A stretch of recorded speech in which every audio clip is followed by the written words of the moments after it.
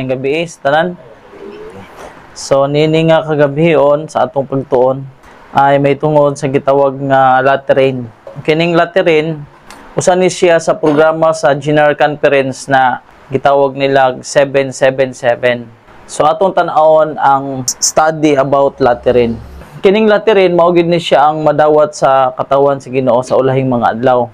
So sa dili pa ta magampo, akong basahon ang gisulat sa Early Writings, page 71, paragraph 2. I saw that many were neglecting the preparation so needful, and were looking to the time of refreshing and the latter rain to fit them to stand in the day of the Lord and to live in His sight. Oh, how many I saw in the time of trouble without a shelter. They had neglected the needful preparation. Therefore, they could not receive the refreshing that all must have to fit them to live in the sight of a holy God. Those who refuse to be wowed by the prophets and fail to purify their souls by obeying the whole truth, and who are willing to believe that their condition is far better than it really is, but there will be no time then to do it, and no mediator to plead their cause before the Father before His time. The awfully solemn declaration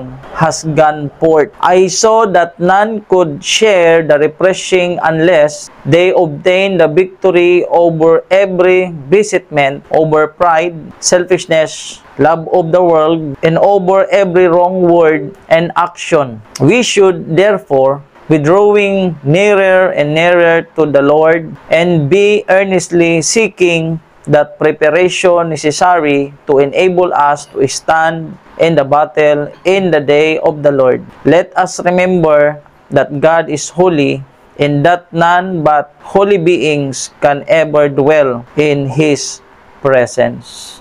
So, kinahanglan yun na makabaton tao gitawag nga preparation, needful preparation. Pero nakit-an yun sa pananawon sa propetesa, nga nakita niya nga daghan yun ang nagsalikway sa pagpangandam na kinahanglan. Dili ni pagpangandam na mag-imbaktag mga daghang mga sinako nga bugas o mga pagkaon o mangandam tam na mudato ta.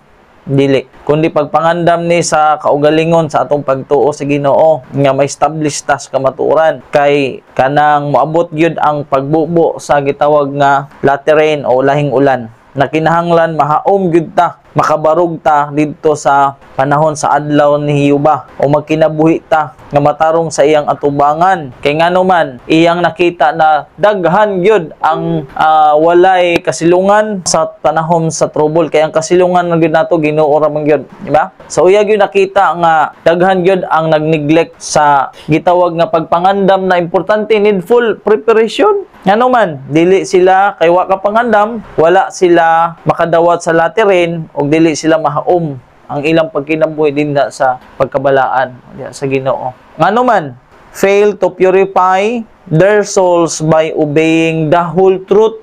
Tibuok kamaturan, usahay sakit man gining kamaturan ba? Wa gyud kamaturan nga dili sakit. Mo na siya nga ang dili di ay makadawat sa titawag na refreshing sa laterin kanang pride, selfishness, love of the world, and over every wrong word and action. So kinahanglan gyud na tun-an nato na. Kaya makadawat ra di ay sa laterin kanang pride ma-crucified, mawala ba, maapil sa pagkamatay, selfishness, mga sayop nga mga pulong. Una siya ang makabarog ra gyud ana kadtong nakapangandam, kadtong nalimpyo pinaagi sa pagtuman sa laterin.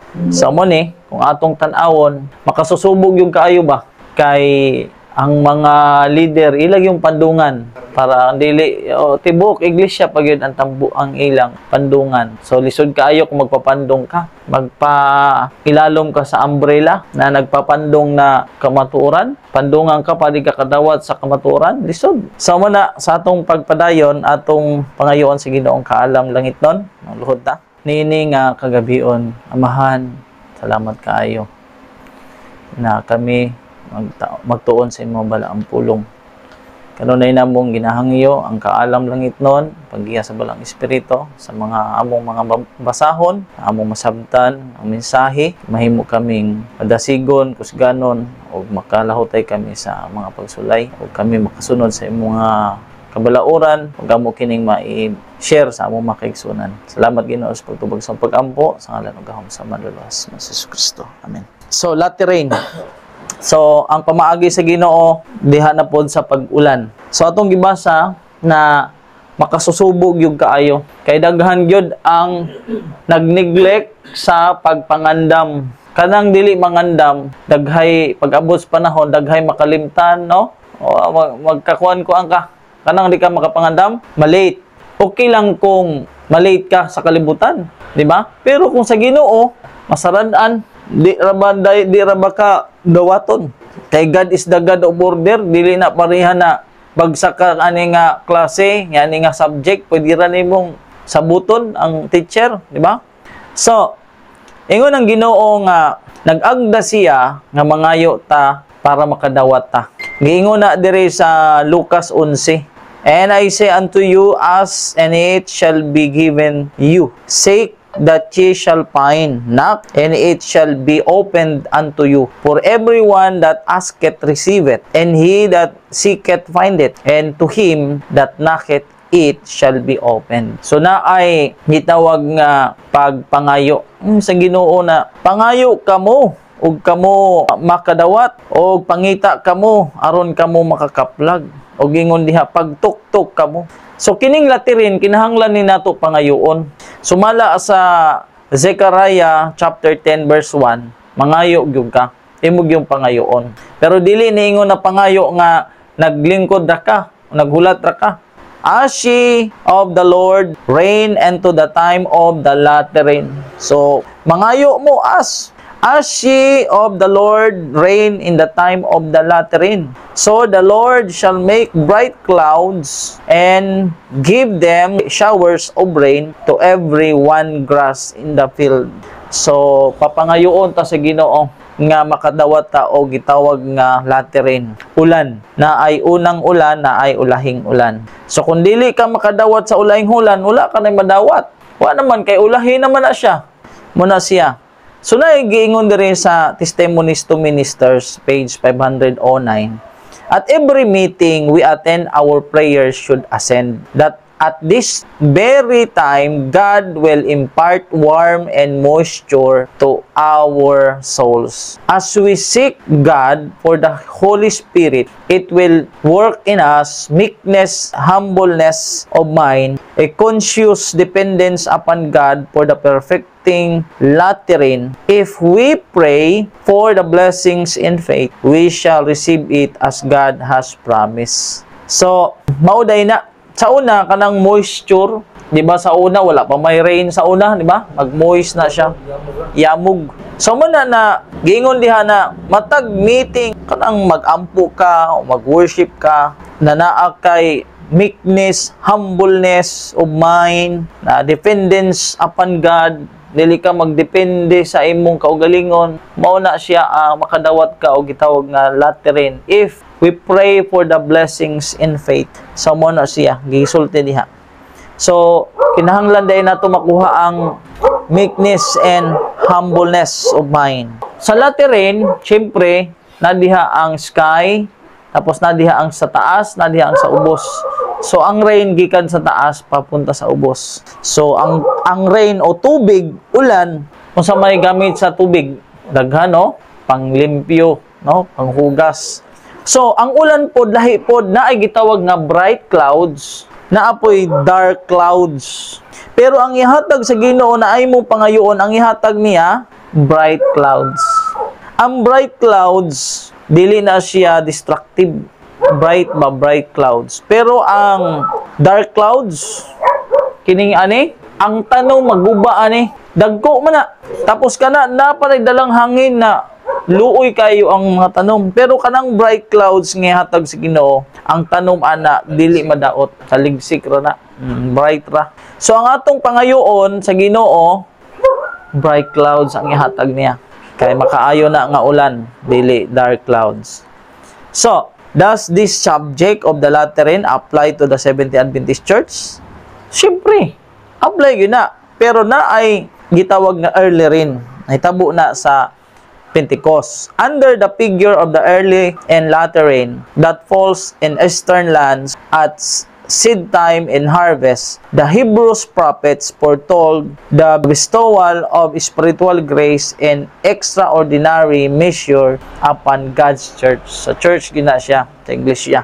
Mo ginigisulti sa Hebrew prophet. So kung sa una, ang early Christian church, ang mga apostoles, nakadawat gina silang early rain. Ngano man, hindawat man sila sa teaching of Jesus. Ing uban man sila sa Ginoo, dawat sila. Tanan, ilang gikinabuhian ang mensahe. Karon, ang gingon diha, gitawag nga rain, no, na ay bright clouds, na ay gitawag na grass, na ay giskutan na field.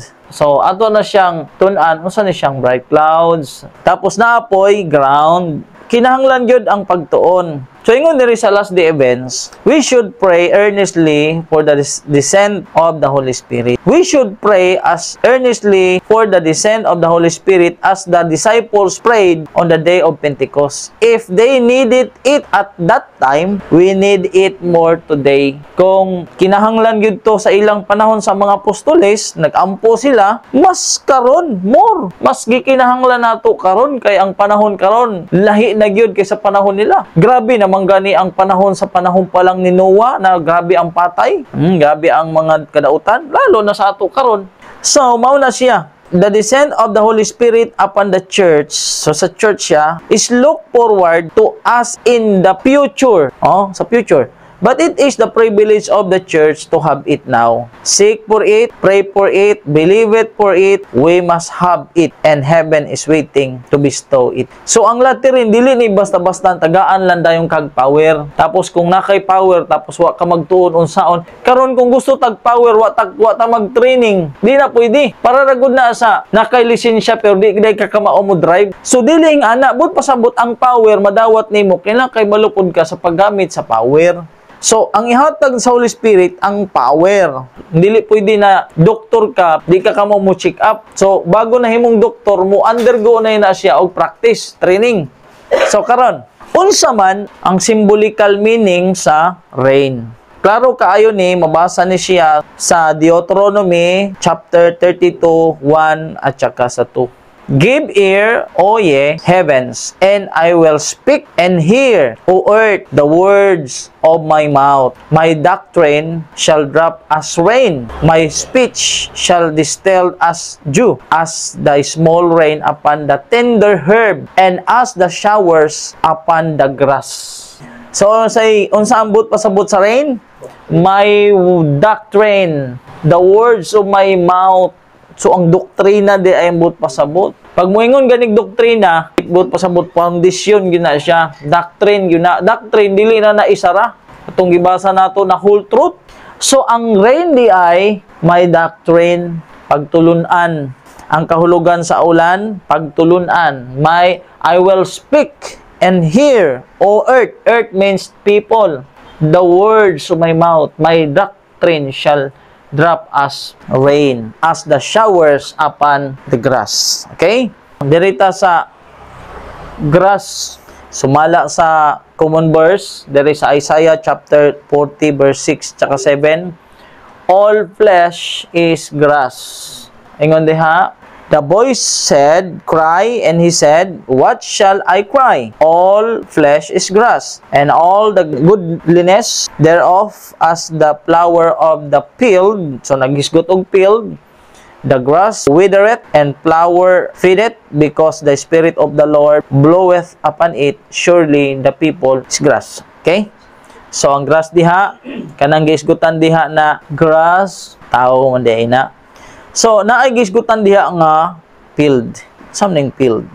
Atong tan-awon sa Spirit of Prophecy sa Christ Object Lesson, page 70, paragraph 2. The field, Christ said, is the world. But we must understand this as signifying the Church of Christ in the world. So, ang field di ay, mao na siya ang world. Pero atong tan-aw na sa kalibutan, naa ang iyang simbahan o iglesia. Okay, ang field, mao ang Church of Christ. in the world. So ang gitukoy gyud diha ang iyang simbahan. So naamay ground, Hosea chapter 10 verse 12. Sow to yourselves in righteousness, reap in mercy, break up your fallow ground, for it is time to seek the Lord, till He come and rain righteousness upon you. So, naigisgutan diri na fallow ground? So, unsay but pasabot ana? So, atong tan-awon, para mahibalota, kay kumuhimo tag atong kagalingong interpretation, murag lisod, no? Masaag ta, kay ang siyam nga gituman nimo ang usa, sipyat tanan. So, ato na siyang tanawon sa spirit prophecy, kay dili man ta mga propeta. The garden of the heart must be cultivated, the soil must be broken up by deep repentance for sin, poisonous satanic plants must be uprooted. Heart na siyang ground, ang atong kasing-kasing. Nganong unsaon makasigurado ta na heart na? Kay ngano? Hosea chapter 10 verse 12. Hosea chapter 10 verse 12. Break up your fallow ground and sow not among thorns. Sow to yourselves in righteousness, reap in mercy. Jeremiah 4:3, Hosea chapter 10 verse 12. So heart na siya, ang fallow ground. It is not enough to have an intellectual knowledge of the truth. There must be an entrance of the word into the heart. It must be set home by the power of the Holy Spirit. So asa mo sulod ang Holy Spirit? Agad sa heart, di ba? The will must be brought into harmony with its requirements. So mabasa na siya sa that I may know Him. So ang interpretation ana, heart. Karon, ingon man didto sa ganibasa nato ganina si Zechariah chapter 10 verse 1, as she of the Lord reign in the time of the latter rain, so that the Lord shall make bright clouds. Unsa may but pasabot aning bright clouds? May but pasabot ana. Syempre, asa gikan ang rain dito sa bright clouds. Syempre, diha man maipon ang gitawag nga ulan. Unsay meaning sa ulan? Di kamaturan. Truth. Tapos ang rain na truth gikan sa bright clouds. Diha siya gikan. So may but pasabot sa bright clouds. Di ay. Ang bright clouds mao na siya ang instrumento, human instrumentality. Diha gikan ang word of God. Kaya ang Ginoo dili basta-basta mag-reveal sa secret, kundi iyang ipadayag ang kamaturan didto. Surely the Lord, we can do nothing, but He revealeth His secret unto His servants, the prophet. Diha gikan ang ulan, ang truth, the truth bearing agent, prophet. Diha gikan muna siya. Ang bright clouds, mauna siya ang human instrumentality, prophet yun na siya magdala sa mensahe. Kay siya mag-explain. So unsay gingon sa Bible? Kinsa nga prophet?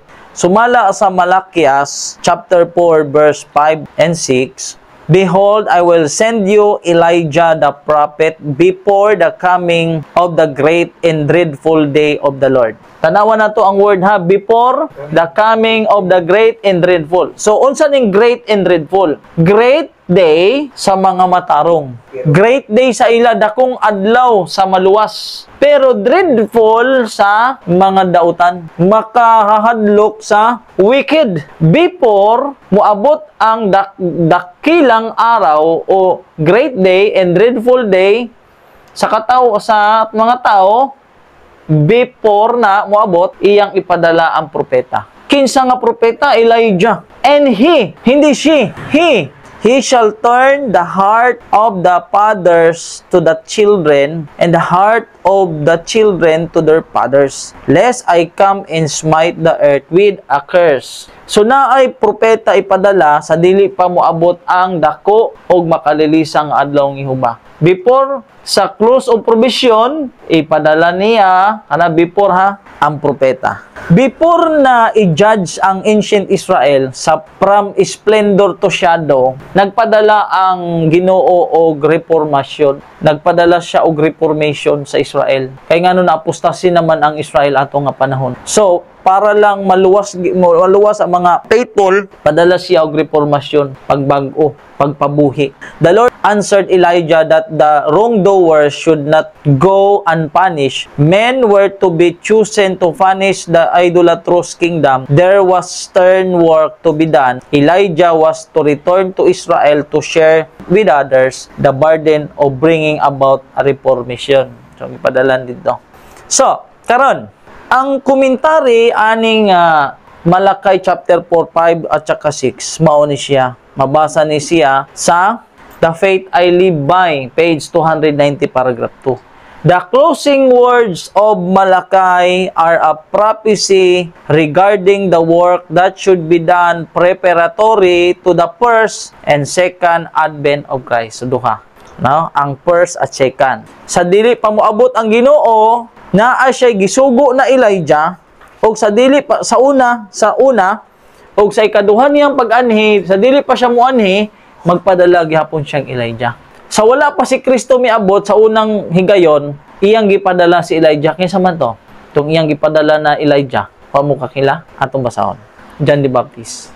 There is sa Mateo 17, Jesus and his disciples asked him, saying, "Why then say the scribes that Elijah must first come?" Unsay giingon sa mga apostoles? Ginoong Jesus. Ngano man ang mga pa-scribes na nagsulti man sila na kuno si Elijah daw ang maguna.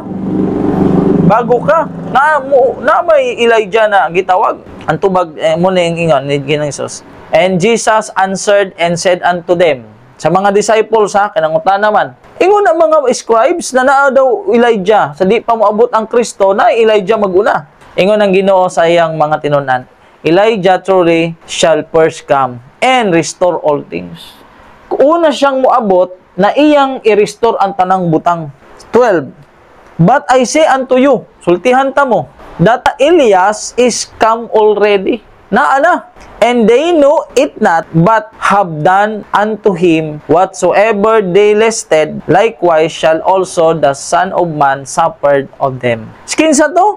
Pag abot 13, ingon siya, for all the prophets and the law prophesied until John. Si John the Baptist day ito.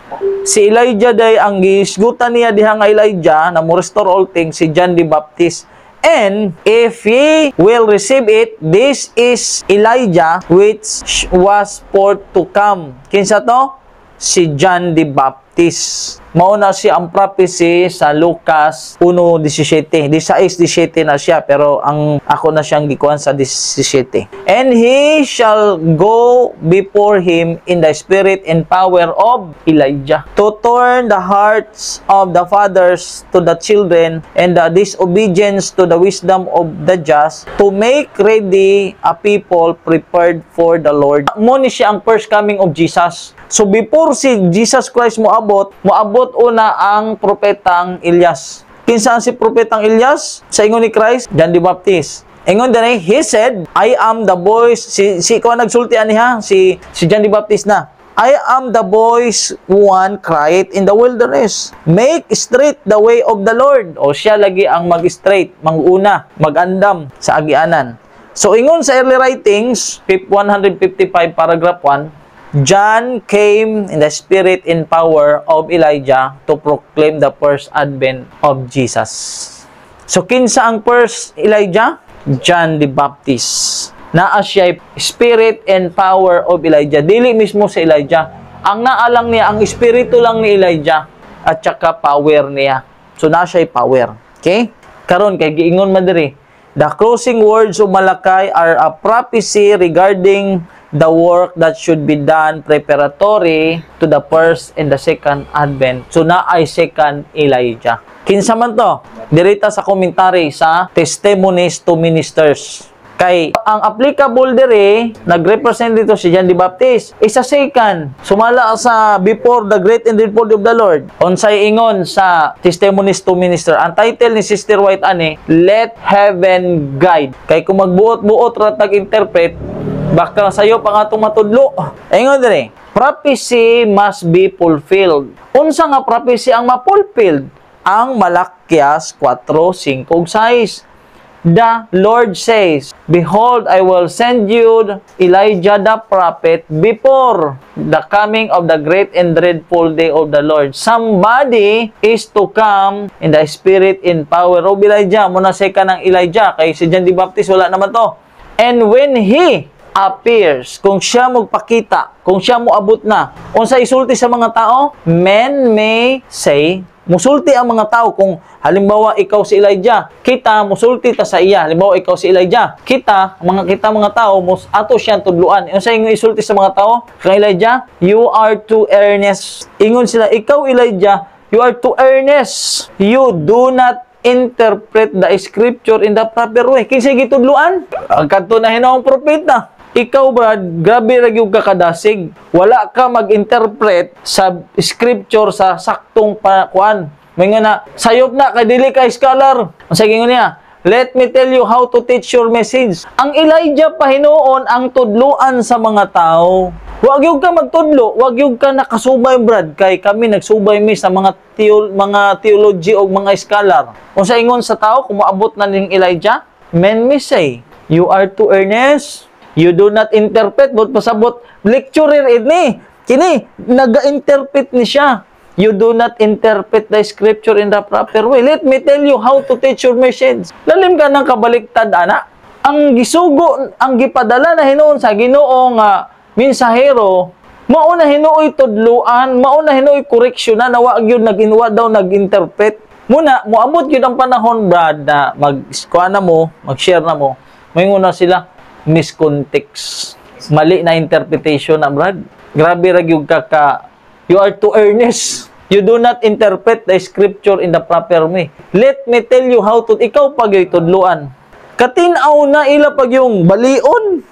There are many who cannot distinguish between the work of God and that of man. I shall tell the truth as God gives it to me. And I say now, if you continue to find fault to have a spirit of variance, you will never know the truth. Para makita nato, mukuan gyud ta sa kamaturan, sa teaching. Diri gyud ta maminaw kang Elijah the prophet na ipadala sa Ginoo kining kung siya mo abot, daghan gyud mo supak niya kay siya pag Ginoo itudluan. Kay ngano man, kini manggong Elijah, dili man gud ni siya scholar, dili ni siya professor. Pagpili ba kang John the Baptist? Unsa man din si John the Baptist dai? Nag-eskwela ba na dito sa sa Sanhedrin? Dili, wala na siya. So, lalaki, hina, hindi na siya. So, kini nga bright clouds nagrepresent na sa human instrumentality na magkuan siya og truths makamatuoran para ang simbahan o ang atong kasing-kasing malimpyo, purified. So mo na siya ang bright clouds. So muhatag na siya og ulan sa tanan. So mo na siya. Kana nga truth, mao na siya ang makadawat ka o gitawag nga final Pentecostal power. Kay maura na siya nga ulan ang maka-purified sa ato para makadawat ta. Unsay giingon dire? Be glad then, ye children of Zion, and rejoice in the Lord your God, for He hath given you the former rain moderately, and will cause you to come down from you, for you, the rain, the former rain, and the latter rain in the first month. And the floors shall be full of wheat, and the vats shall overflow with wine and oil. Unsay sugo sa Ginoo sa iyang katawhan, nga ang iyang tinuod gyud na katawhan, yung siya in order to be purified and to remain pure. Seventh-day Adventists must have the Holy Spirit in their hearts and their home. The Lord shall given me light that when the Israel of today humble themselves before Him and cleanse the soul temple from all defilement. Bago siya bubuan sa Holy Spirit, ang ilang kasing-kasing, ang ilang panimalay sa Israel karon, unsay gingon, limpyuhan una ang Espiritus Kalag sa tanan nga kahugawan. He will hear their prayers in behalf of the sick and will bless in the use of His remedies for disease. How to get Catherine? Kailangan to remain pure, purified, maglimpyo. Every individual must realize his own necessity. The heart must be emptied of every defilement and cleansed for the indwellings of the Spirit. It was by the confession and forsaking of sin, by earnest prayer and consecration of themselves to God, that the early disciples prepared for the outpouring of the Holy Spirit on the day of Pentecost. The same work, only in greater degree, must be done now. So, muna siya. Sige ngon, may the Lord help His people to cleanse the soul temple from every defilement and to maintain such a close connection with Him that they may be partakers of the latter rain when it shall be poured out. Unsaon na kung ibubo na ang laterin tas wala ta makaandam, wala ta makasunod, hindi na ta kadawat. They are making a terrible mistake. The work that God has begun in the human heart in giving His light and knowledge must be continually going forward. Every individual must realize his own necessity. The heart must be, unya, kay kining lawas na to, templo man sa Ginoo. Kinsa mo laglag sa templo sa Dios, laglagon sa Dios. Unya, wa man ta magpakabana sa atong templo. Ato manggisudlan og mga basura, mga patay. O kana rabang laterin, mauna siya ang gitawag nga paghinog. Kung hinog na, ingon diha, the laterin will be given at its close of the ripening of the harvest. The work will be similar to that of the day of Pentecost. Similar. Mauna siya importante na makadawat kita ana. Kay wala na gyud sunod ana. Unsa nang ulan? Truth. Ulahing ulan, ulahing kamaturan. Nga naman. Nakadawat ang early rin, ang mga sa una. Pero kadto siya, partial. Ang fulfillment sa Joel chapter 2:28, this prophecy received a partial fulfillment. Ang nahitabo sa una, partial fulfillment lang to.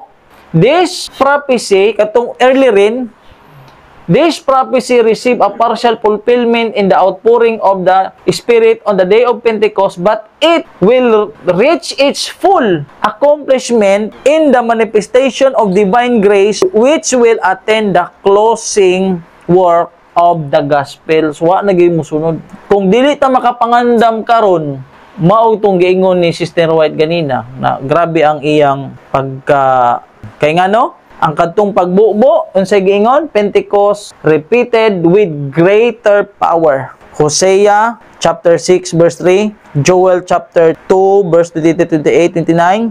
Gi-quote gyud ni siya tanan kini nga mga kuan naagi na siya tanan. Unsa na siya, loud cry na. Kay humam pag humam buon, loud cry na dayon. It is with an earnest longing that I look forward to the time when the events of the day of Pentecost shall be repeated with even greater power than on that occasion. John says, I saw another angel come down from heaven. Kung saan siya another angel? Fourth angel na siya. So, makaluluoy yung kaayo, unsaon pagsulod sa balang espiritu kung atong gisudlan o mga kay ang ato manggikaon mosubay na sa atong dugo tapos mosulod na sa atong utok. So gusto sa Ginoo nga mo kuan kita dili man na dayon-dayon kanang pagsunod kay gina-practice man nimo gina-exercise nimo imong kaugalingon, gina-educate nato ba. So kini siya ang maka-purified gyud sa katawan sa Ginoo ang mensahe gyud. Pagdawat nila sa mensahe sa Ginoo, gi-practice ang mensahe, gikinabuhian. Bago pa ang gitawag nga lateran power, ibuhos una niya ang lateran message sa iyang propeta, sa last prophet. Ang pinaka-full ba? Diri gyud ang siya gyud ang mudala sa last teaching. Paulan yun na siya. So, kana nga mensahe, nagikan sa propeta na bright clouds, diha mo talambo ang tao, diha mabag-o, ana nga kamatuoran. Kay kung dili ta mo sunod sa halimbawa, sa third angel's message, kasama ang health reform. Sa third angel's message, kasama ang spirit of prophecy. Pero daghan kaayo ang musupak, vegetarianism. Lalim ka anang ang mukaon daw baka, ang mukaong kabaw, mukaog kanding, kaog manok, mukaog isda. Vegetarian daw ang tawag, ana. Word pa lang na vegetarian. Vegetarian, ito nagkaon. Hindi kaon. Oo, muna ilang kuan. Kaon din na pagsabot. Giunsa ba taong pagsabot ang word vegetarian? Mo na siya. So, kasusubo kaayo. Sumala daw sa ilang pagtuon sa mga scholar.